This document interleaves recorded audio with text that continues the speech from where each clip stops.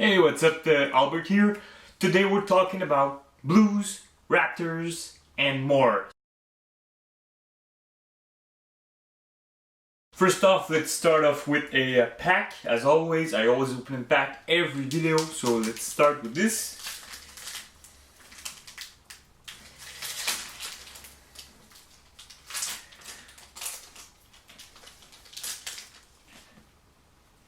Alright, so last video we had a Young Guns card, so I don't think we're gonna have one today, but we never know, so let's check it out. First card, we have Martin Jones with the San Jose Sharks. Nice card. Next up, we have Charlie McAvoy. I'm sorry for the Bruins, they lost, but you know I'm a Habs fan, so I don't really care. Next up, we have a Series 1 checklist, Marc-Andre Fleury and Connor Hellebuyck. These are nice little cards, I already have it, but next up we have a Brock Boeser. It's a normal card, but it's the Brock Boeser card. Really young good player with the Canucks. He has a promising career in front of him, and yeah, that's it. Next up we have Mr. Max Zuccarello. UD Canvas. It's a nice card. I don't like Zuccarello, but it's a nice card. Next up, Will Butcher with the Devils. Devils, yeah. Not much to say about him. It's a good player. Hopefully he's gonna be a breakout next year. Yeah, that's it. Next up we have Sonny Milano with the Blue Jackets, Columbus. I have no idea who this guy is. But third season in the league, 23 points in 62 games, not so bad. Yeah, I don't know who it is, but now I know. Next up we have the legend Henrik Zetterberg with the Detroit Red Wings. He's been in the league since 2002-2003, so man, he's been there for a long time. I think it might be one of his last season, most probably, but you know, he's really good for young rookies there in the Red Wings. He's a good mentor, and you know, hopefully he can still be healthy and help them out. If you want any of these cards, just leave me a message down below or send me an email or whatever, and I'm gonna send them to you if you want. Alright? So let's start off the video with, first off, congratulations to the Blues. You know, they were 31 in the standings in January, and they made up to the fucking finals and they won the cup. I think it's a crazy story. You know, I don't like the Bruins, but I feel kind of sorry for them because it's always heartbreaking to lose a game after all this work, all the seasons that you've been working. I know some of these players already have a cup, but still it's really heartbreaking when you get to Game 7 in the Stanley Cup Finals. It's really sad, but good job Blues, really good game. They were all over him, and I think they were more hungry than the Bruins, that's why they won. I'm sorry for all the Bruins veterans players, Bergeron, Rask, Marchand, Chara. You know, they all play really great. I think Chara and Bergeron were hurt, so you know, they didn't play super good, but hey, it's alright. So the next morning after the cup, I looked at eBay to look what cards were up, and oh boy, Bennington and O'Reilly were through their fucking roof, man. The prices were crazy. Here you can see it selling for between $60 and $80. And if we go look at this was from 1 month ago. If we look now, it's minimum $100 each. So it took well over $30-40 per card. Same thing here. We can see it selling for $7, $9, $4, $6.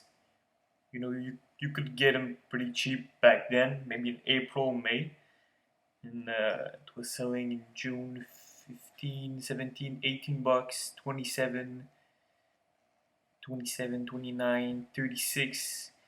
So it picked up a good 10 bucks, 20 bucks each card. So if you wanted to buy a lot of them, you could and make big money with it. That left me a little thought in my mind.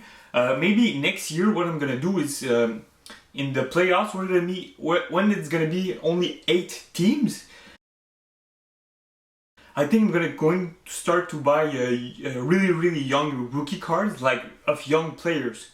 For example, Bennington, Charlie McAvoy, Parayko, or the other teams that were there, Svechnikov, Aho, really young players, so that even if they lose the cup, even if they don't win the cup, they still have a promising career in front of them, and they still have plenty of time to win awards, Hart trophies, Norris trophies, Stanley Cups, So it's not a complete loss. Like I bought Charlie McAvoy a couple of weeks ago for 25 US. I know I overpaid him because it was like in a bundle, and yeah, I overpaid him, but still I have him, and he's so young that even if he just lost the cup, his value is down right now. But I think in a couple of years, if he's up for a Norris or something, his value could go up more. So it's not that big of a deal. If you bought Bennington in March, it was like 25 a piece. Also, and now it's selling for 100. These types, $175. So maybe next year I'm gonna do this. Buy a couple of really young players, even if they don't win the cup. It's good, and if they won the cup, because if I buy from 8 teams, one of them is gonna win, and one of them is gonna make me money. So that's the point I'm trying to get there.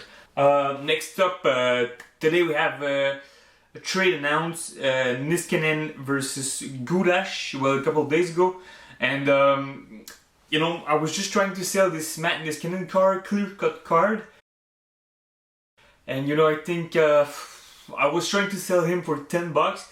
And how he's not with them anymore, so I really don't know how much I can sell him. I started an auction for $230 US. I wanted to sell it $10. I don't think I'm gonna get 10. So if I get like 3-4 bucks, I'm gonna be happy. It's sad, but that's what it is. So yeah, I just wanted to talk about my different strategies. I'm gonna have 3 strats that I want to make money. Okay. First off, what I want to do is buy cheap, undervalued, really young players that didn't break out yet. Like for example, Jordan Kyrou. I made a video before for Philip Hronek. Maybe Eeli Tolvanen didn't break out. Some players like this that I personally think that they have a promising career in front of them. They're just not at the point where they're making points. Next up, it would be to buy some ungraded cards, grade them by BGS or PSA. I can buy a card $5. I spend $25 on evaluation. If it gets a good grade, I can maybe sell it for like 40, 45. So I make $10, $15 US profit. So I know it's not a lot, but if I have big quantity of these, maybe I can make good money. And my third strategy is basically going to be buying players that are buying cards that are already graded, but I think they will go up in value with time. So for example, of ungraded cards that I want to grade and make money of it, I bought Thomas Hurtel for $10, and I'm gonna grade it for $25 and try to sell it for $45 and make a $10 profit. Next up we have Kotkaniemi. I spent $20 on it. I really like the guy, so on ungraded card, I think it's really clean. I took a lamp and a big light to really see if there was any flaws on the card. If there is any flaw on the cards, because you cannot really see it when you buy it on eBay, man, I'm just gonna sell it back and just make no profit, no loss, no win. So it's okay. I can take it, but this one is really clean.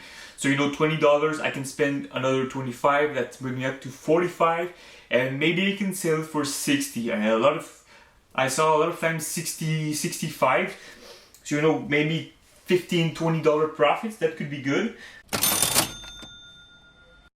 Next up we have Colton Parayko. So just before the playoffs, I bought two Colton Paraykos. The other is there right here. But this one is not really good. The quality is not the best. This one is better. So this I'm just gonna sell it back and maybe make some back higher than what I bought. I bought them for $5 before the playoffs, but before the last series.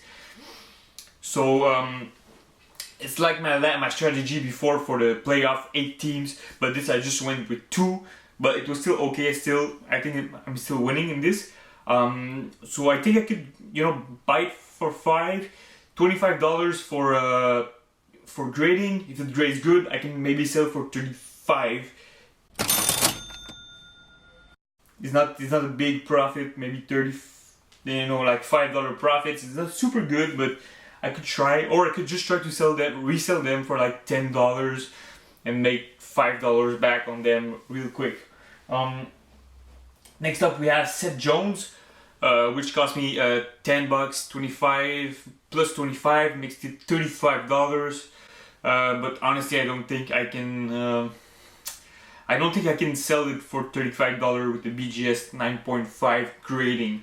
Next up we have Jonathan Huberdeau. Pretty much the same story that with Seth Jones, or maybe I could just keep them, you know, on the side and one day send them to PSA to grade them, because for BGS it sells for like 17 or $20, which isn't even the cost of grading it. So, but for PSA it's like $40. So, you know, I don't really know. I'm just gonna keep it there, keep it in my collection, or maybe resell them. I don't know yet what to do with them, but yeah, I kind of messed up. Next up, I bought also with the Parayko, I bought Charlie McAvoy. Really good, you know, really good, promising defenseman. And you know, it's exactly what I want to do. Buy a really young player. They lost the cup, they didn't win it, but still, I think this guy has a promising career in front of him. And you know, his value might go up with time, I don't know. But you know, his career is obviously not ended. And yeah, it's really good graded. And before the series it was selling for 66 graded, 60 around these. I bought it for 25, under $25 for grading, $50. Sell it for 60, 65 would be my best chance to make money with this. Next up, I did something. I bought Connor McDavid rookie card for $236 US. So yeah, I'm happy to have him, but it's a hard fucking hit, man, for my bank account. Because but the card is really clean. Like the guy who had it before me really took care of the card, obviously, and it's really clean. I think I'm gonna have a good rating on this card. I'm going to send it to BGS, and if I get like a 9.5, I know I can sell it for at least 300, 310. But I think I want to keep them, you know, because Connor McDavid right now it's like 300, 400. And some Crosby cards graded are worth like 1,000 for the same set.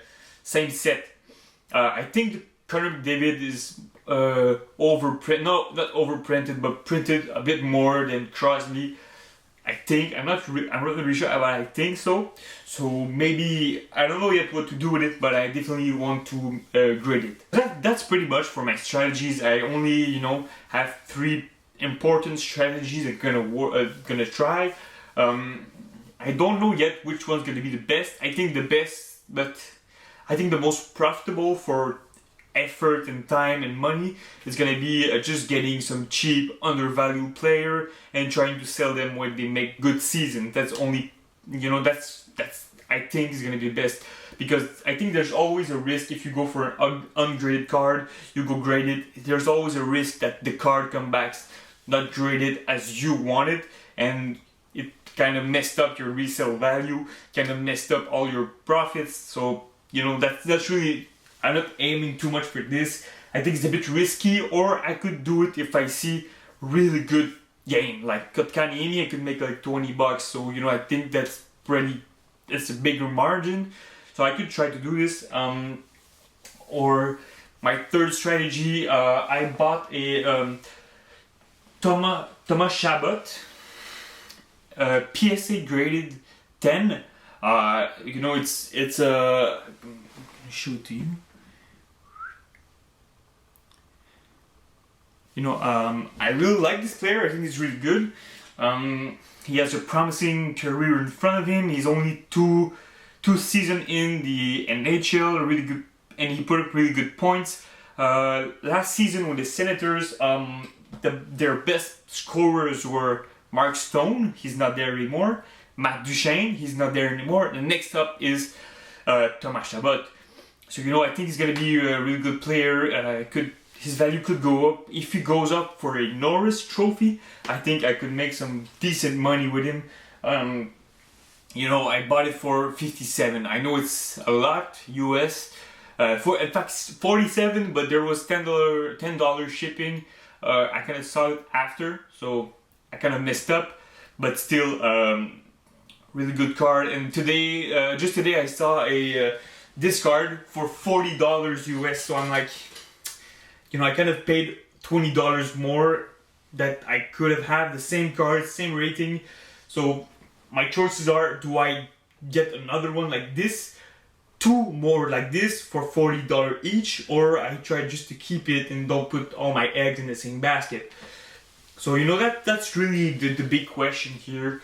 And yeah, but I definitely recommend you to look out for Thomas Chabot. He could have an amazing season next year. He's kind of growing and having more ice time. Yeah, that's it. If you have any questions or thoughts, insights on my strategy, just, you know, just leave me a comment down